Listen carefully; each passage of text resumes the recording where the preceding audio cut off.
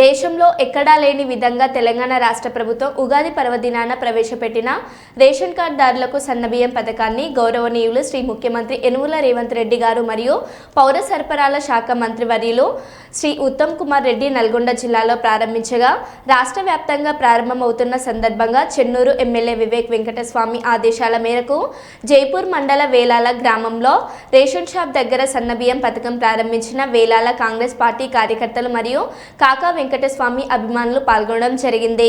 రేవంత్ రెడ్డి గారు మరి ఏదైతే ఎలక్షన్లో వాగ్దానం ఇచ్చిండో మరి మన రాష్ట్ర ప్రజలందరికీ సన్నబియ్యం ఇవ్వాలని చెప్పేసి ఏదైతే వాగ్దానం ఇచ్చిండో ఆ వాగ్దానాన్ని మరి ఈరోజు నెరవేర్చడం జరిగింది.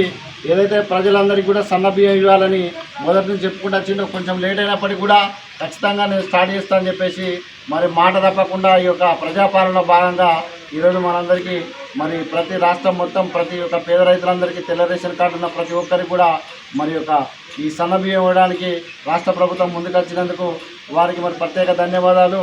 మరి యొక్క కార్యక్రమం గురించి మరి ఎన్నో రోజులుగా మరి సన్నబియ్యం చేయాలని చెప్పేసి మరి రాష్ట్ర ప్రభుత్వం ఎంతో కసరత్తు చేసి మరి బోనస్లు ఇచ్చి కూడా మరి సన్న వడ్లు కావాలని చెప్పేసి బోనస్ ఇచ్చి కూడా మరి యొక్క వడ్లు కొనుగోలు చేయడం జరిగింది.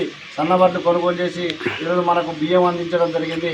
మరి యొక్క ఈ బియ్యం అందించినటువంటి రాష్ట్ర ముఖ్యమంత్రి వారికి మన చెన్నూరు శాసనసభ్యులు వివేక్ వెంకటస్వామి గారికి అలాగే మన గౌరవ పెద్దపల్లి ఎంపీ వెంకటస్వామి గారందరికీ కూడా మన యొక్క వేలాల గ్రామం తరఫున పేరు పేరున వారికి ధన్యవాదాలు తెలియజేస్తున్నాం.